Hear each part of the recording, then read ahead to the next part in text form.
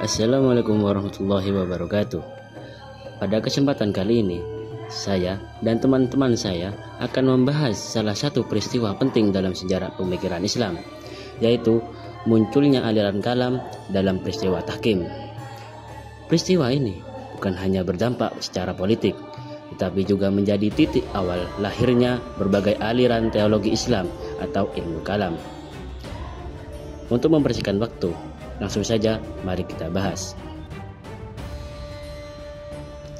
Materi pertama dalam sejarah ilmu kalam adalah akidah Islam pada masa Nabi. Pada masa Nabi Muhammad, umat Islam masih bersatu dan tidak ada aliran-aliran atau firqah. Jika terjadi perbedaan pemahaman, para sahabat langsung berkonsultasi kepada Nabi, dan dengan petunjuk Nabi, segala persoalan dapat diselesaikan. Semangat persatuan sangat dijaga oleh para sahabat karena mereka selalu berpegang pada firman Allah dalam Quran Surat Al-Anfal ayat 46 yang menekankan pentingnya taat kepada Allah dan Rasul-Nya serta larangan berbantah-bantahan yang dapat menyebabkan kegagalan. Pada masa ini, corak akidah bersifat monopolitik, yaitu hanya ada satu ajaran tanpa perbedaan dan persanggahan dari para sahabat. Para sahabat yang mendatangi Nabi bukan untuk memperdebatkan ajaran yang dibawanya, tetapi untuk menanyakan persoalan-persoalan yang belum mereka pahami.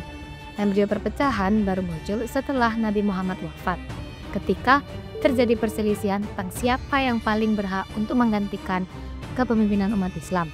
Peristiwa di Saqif Bani Sa'idah, di mana kaum Ansor dan Muhajirin berkumpul untuk membicarakan penggantian kepemimpinan Nabi, serta mencapai kesepakatan untuk mengangkat Abu Bakar As-Siddiq sebagai khalifah. Akidah Islam pada masa Khulafaur Rasyidin.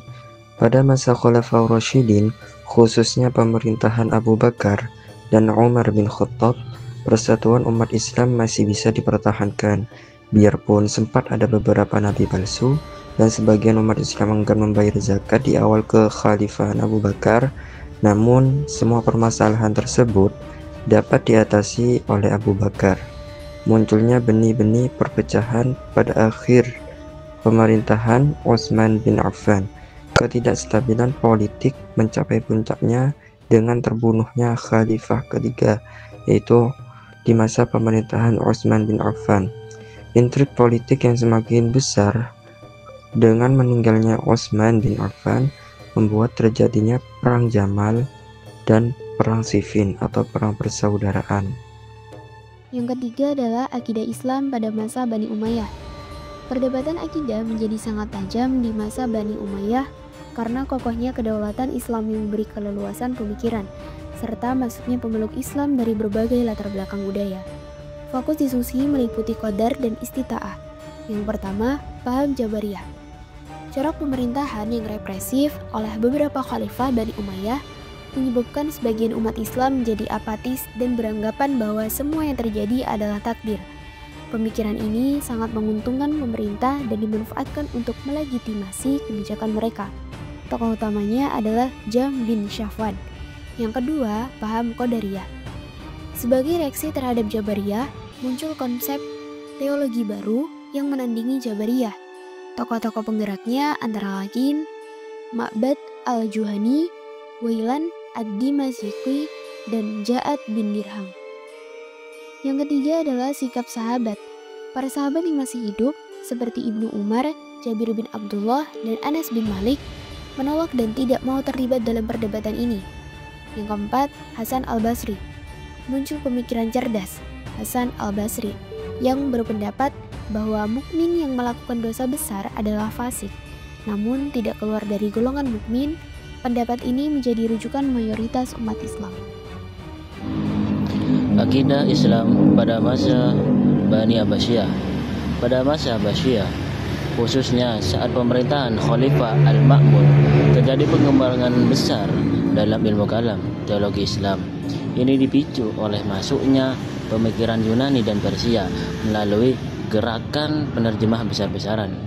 Aliran Mu'tazilah sempat dijadikan paham resmi negara dan memaksa ulama menerima ajarannya, terutama soal bahwa Al-Quran adalah makhluk.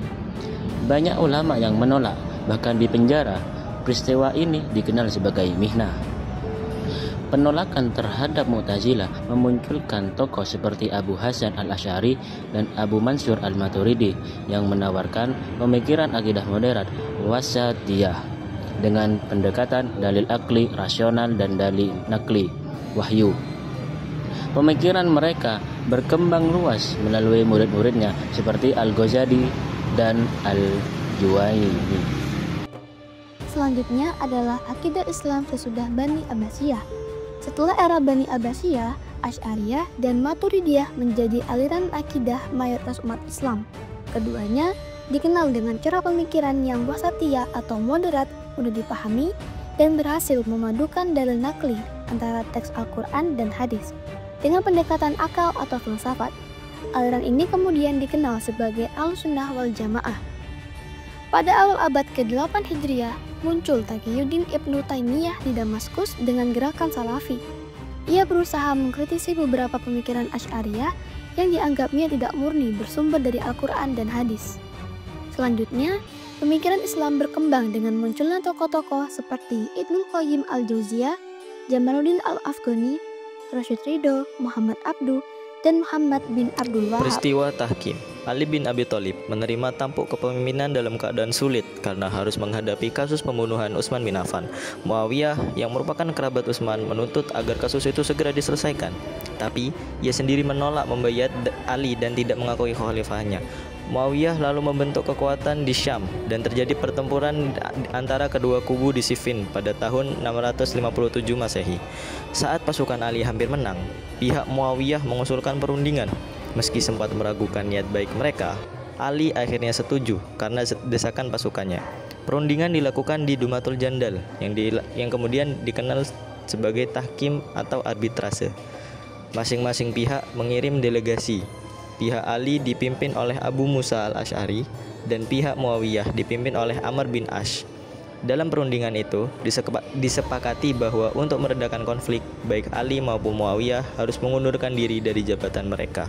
Akibat peristiwa Tahkim, umat Islam terpecah menjadi 3 faksi, yaitu kelompok yang tetap setia kepada Ali atau yang disebut embrio Syiah, pecahan kelompok Ali yang menjadi Khawarij, dan kelompok pendukung Muawiyah. Khawarij awalnya hanya mempersoalkan politik, namun kemudian merambah ke teologi dengan menganggap Utsman, Ali, dan Muawiyah sebagai kafir karena mencampur adukan yang benar dengan yang palsu. Kelompok Khawarij merencanakan pembunuhan terhadap 3 tokoh utama, yaitu Ilmu Mujam ditugaskan membunuh Ali di Kufah, Hajjah bin Abdullah untuk membunuh Muawiyah di Damaskus, dan Amr bin Bakar untuk membunuh Amr bin As di Mesir. Namun hanya Ali yang berhasil dibunuh, sementara Muawiyah hanya terluka dan Amr bin As selamat karena tidak ke masjid. Dengan pembunuhnya malah membunuh Kharijah yang mirip rupanya.